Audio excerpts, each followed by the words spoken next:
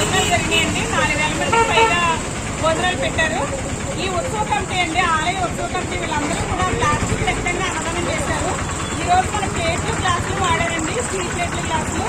అలాగే 5000 మందికి పైగా తాకిలు ఎక్కువగా ఉన్నప్పుడు ఇస్రాయల్ పట్టే ప్లేట్లు వాడారు.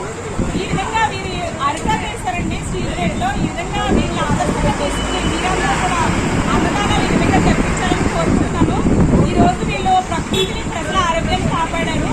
ఆ అమ్మవారి ఆశీస్సులు వీళ్ళందరికీ ఉండాలని, అలాగే మీరందరూ కూడా ఆదర్శంగా తీసుకోవాలని అనుకుంటున్నాను. అలాగే ఇంతటి ప్లాస్టిక్ నిషేధం గురించి మాకు వివరించి మీరు ఇలా చేస్తే బాగుంటుందమ్మా అని మీ వెనకాల నేను నిలబడతాను అని మాకు చెప్పినట్టు మాకు ఆలోచించండి. వనజ గారికి కూడా మా కమిటీ కుర్రాల తరఫు నుంచి, అలాగే ఆలయ కమిటీ వారి మీద ప్రత్యేకంగా వారికి ఒక కృతజ్ఞతలు చేస్తూ వారిని వారి కుటుంబాన్ని కూడా ఆ యొక్క శ్రీ మానసా కళాంతలు వల్ల సుఖ సంతోషాలతో అష్టైశ్వర్యాలు ఇచ్చి కళ నుంచి కాపాడాల్సిందిగా కూర్చున్నాం.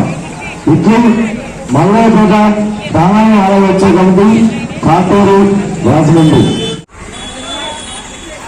ఈవిడ శ్రీ దుర్గా సప్లై కంపెనీ రాజేష్ గారి వైఫ్ అండి. యాక్చువల్ గా నేను ప్లేట్లు ఎక్కడికైనా వెళ్ళినప్పుడు కడగడానికి వెనకాడను. అలాగే ఈవిడ కూడా వాళ్ళ టీంని పోగొట్టి ఆ ప్లేట్లు కడగడంలో చాలా ముఖ్య పాత్ర వహించారు. ఇలాంటి వాళ్ళందరూ ప్రోత్సాహం వల్లే మనం ముందడుగు వేయగలమండి. Save environment, avoid plastic.